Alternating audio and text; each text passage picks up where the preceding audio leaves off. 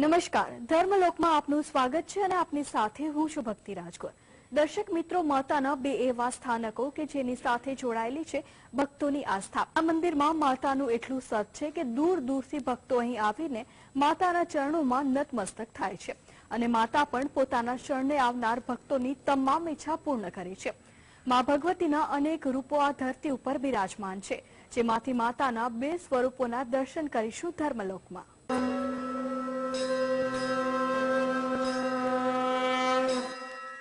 આદ્યશક્તિ નવદુર્ગા સાથે અન્ય કેટલાય સ્વરૂપો છે માં શક્તિના।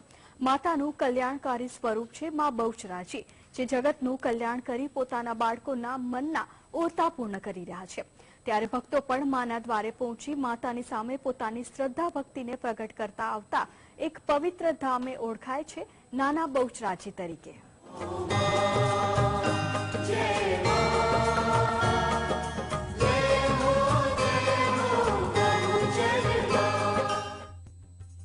ગોહિલવાડના સુપ્રસિદ્ધ શક્તિધામ ભંડારિયાના બહુચરાજી માતાજીનું મંદિર ભક્તોની આસ્થા સાથે જોડાયેલું છે। આ મંદિરને નાના બહુચરાજીનું બિરુદ પણ આપવામાં આવ્યું છે।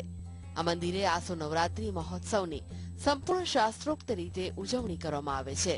અહીંયા નવરાત્રી ઉત્સવ દરમિયાન હજારો ભાવિકો માતાજીના દર્શનાર્થે ઉમટી પડે છે। શ્રી બહુચરાજી મંદિર ભંડારિયા એ સૌરાષ્ટ્રના પ્રાચીન સ્થળોમાંનું એક પ્રસિદ્ધ સ્થળ છે અને નાના બહુચરાજી તરીકે પ્રસિદ્ધ છે।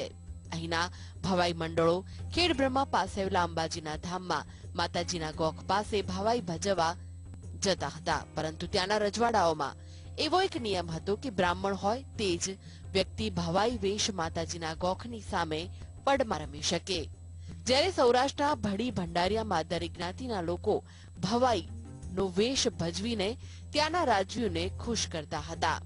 ત્યાંના રાજવીએ પોતાના ભોજપત્રના કાગળ પર ભાવનગર શહેરના ભાવણાના ભડી ભંડારિયા ગામેથી પધારતા કોઈ પણ સ્ત્રી પુરુષ અબાલ વૃદ્ધ બાળકોનો મુંડકા વેરો ન લેવાનો આદેશ આપી તમામ ભવાઈ વેશના કલાકારોનું બહુમાન કરીને નવાજ્યા।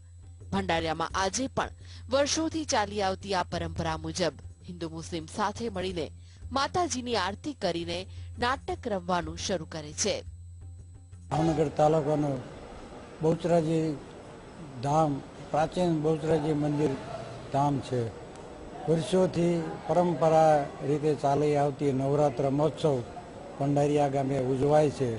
ભંડારિયા બહુચરાજી મંદિરના દરેક સેવકો નવરાત્રમાં ભેગા થાય છે।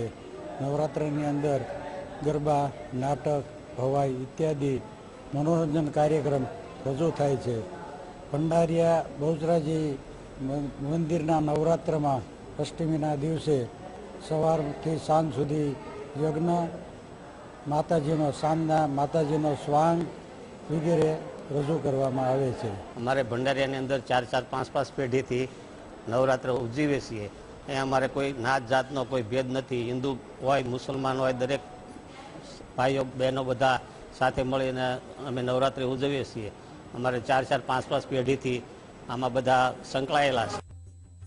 વાર તહેવાર હોય ત્યારે બહુચરાજીની ભક્તિભાવથી આરાધના થાય છે। આમ દિવસોમાં પણ માતાના દર્શને ભાવિક ભક્તોની ભીડ ઉમટી પડે છે, ત્યારે માં બહુચર સાક્ષાત હોય તેવો ભાવિક ભક્તોનો અહેસાસ છે। ખાસ નવરાત્રીના દિવસોમાં માતાની વિશેષ પૂજા અર્ચના કરવામાં આવે છે। દૂર દૂરથી ભક્તો અહીં ઉમટીને માતાજીને શોળ શણગાર અર્પણ કરે છે।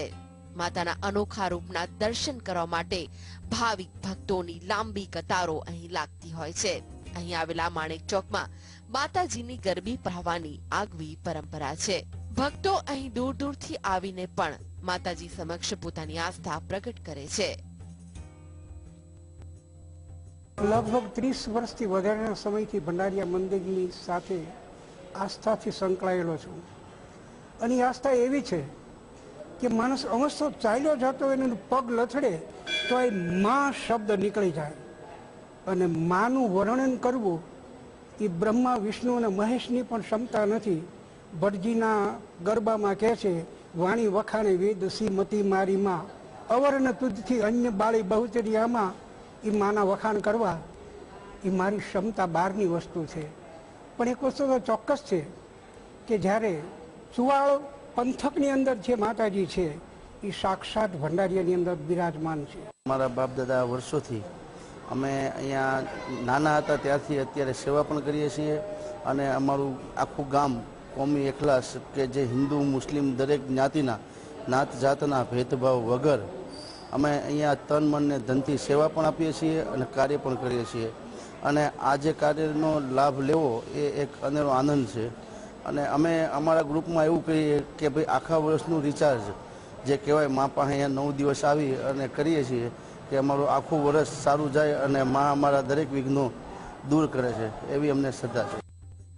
તો અહીંયા માતાજીની ધૂન કીર્તન સાથે સ્થાનિક લોકો દ્વારા ભૂંગળ વગાડી વાજતે ગાજતે માતાજીની ગરબીને માણેક ચોકમાં પધરાવે છે, જ્યાં 9 દિવસ માટે અખંડ દીવો પ્રજ્વલિત રાખવામાં આવે છે. ભંડારિયાના માણેક ચોકમાં રમાતી ભવાઈ બગદાણાવાળા પૂજ્ય બજરંગદાસ બાપા પણ નિહાળવા આવતા. ભંડારિયામાં આજે પણ આ પરંપરા મુજબ નાટકો રમવામાં આવે છે અને બહાર ગામથી લોકોની ભીડ જામે છે. માતાજીના ધામમાં સૌ કોઈ સરખા છે. માતા પોતાના બાળકોને એક સમાન પ્રેમ આપતી હોય છે, ત્યારે દરબારમાં આવનાર કોઈ પણ વ્યક્તિ હોય, માતા દરેકને એક સમાન આશીર્વાદ આપે છે. ત્યારે ભાવિક ભક્તો પણ માતાના દર્શન કરીને ધન્યતા પ્રાપ્ત કરે છે. Dharmalok desk, GSTV. માં શક્તિના અનેક સ્વરૂપો છે, જેમાંનું મુખ્ય માં અંબા.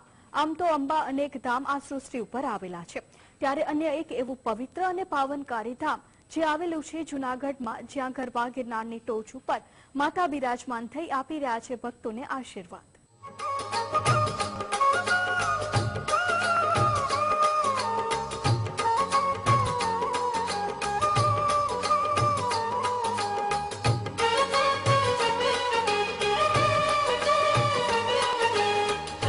અંબે માચા ચરના ચોક માર લો. વેદ અને ઉપનિષદોમાં થયેલા ઉલ્લેખ પ્રમાણે માં આદ્ય શક્તિની કુલ 52 શક્તિપીઠો પૈકીની એક શક્તિપીઠ ગિરનાર પર્વત ઉપર સ્થિત છે. અહીંયા ગિરનારમાં આવેલા અંબાજી મંદિરને ઉદયન શક્તિપીઠ તરીકે પણ ઓળખવામાં આવે છે. ગિરનાર ઉપર મા જગદંબાનું જ્યાં સ્થાન છે, જ્યાં ઉદયાન પીઠ તરીકે મા જગદંબાનું સ્થાન ઓળખાય છે, એવી પરંપરાના અનાદિકાળથી આ સ્થાન છે. મા જગદંબા ગિરનાર ઉપર બેસી અને 33 કરોડ દેવતાની સાથે મા જગદંબા દત્ત ભગવાન બિરાજમાન છે. એવા આજ ગિરનાર ઉપરના જે મા જગદંબાના જે આ ચરણોમાં મા જગદંબા બધાને ખૂબ ખૂબ આશીર્વાદ આપે. શક્તિપીઠો સાથે કથા જોડાયેલી છે, જેમાં દક્ષ પ્રજાપતિએ જ્યારે ભગવાન શંકરને આમંત્રણ નહોતું આપ્યું, ત્યારે માતા સતી પોતે પોતાના પિતાના ત્યાં ગયા હતા અને પોતાના પતિનું અપમાન થતા તેમણે હવનકુંડમાં પોતાના દેહને હોમી દીધો હતો. આ વાતની જાણ જ્યારે શિવજીને થઈ, ત્યારે તે અતિ ક્રોધે ભરાયા અને સતીનો દેહ પોતાના ખભે ધારણ કરીને તાંડવ કરવાનો આરંભ કર્યો. ચારે તરફ હાહાકાર મચી ગયો. ત્યારે દેવતાઓ ડરીને ભગવાન વિષ્ણુને પ્રાર્થના કરી અને ભગવાન વિષ્ણુએ પોતાના સુદર્શન ચક્રથી માતા સતીના દેહના ટુકડા કર્યા. આ ટુકડાઓ પૃથ્વી પર જ્યાં જ્યાં પડ્યા ત્યાં માતાના શક્તિપીઠોની સ્થાપના થઈ. ત્યારે સતીના પેટનો ભાગ અહીંયા ગિરનાર પર્વત પર પડ્યો હોવાની વાયકા છે. તળેટીથી અંદાજે 5500 પગથિયા ચડીને જગત જનની અંબાજી માતાના મંદિરે પહોંચી શકાય છે. આ અંબાજી મંદિર સમુદ્રની સપાટીથી 3300 ફૂટની ઊંચાઈએ સ્થિત છે. અહીંયા આપણને માતાજીના મુખારવિંદના દર્શન થાય છે. પુરાતત્વવિદોના મતાનુસાર આ મંદિર ગુપ્તકાળ દરમિયાન બંધાયેલું હોવાનું કહેવાય છે. ગિરનાર મહાત્મ્યમાં પણ એવું વર્ણન છે કે ભગવાન વિષ્ણુના એક અવતાર એટલે કે ભગવાન વામનજીએ અહીંયા માં અંબાની સ્તુતિ કરી હતી. ગિરનાર કે જે હિમાલયનો પણ પ્રપિતામહ કહેવાય છે, ત્યાં ભારતની 51 શક્તિપીઠો પૈકીની એક મા જગદંબા અંબાજીનું મંદિર છે.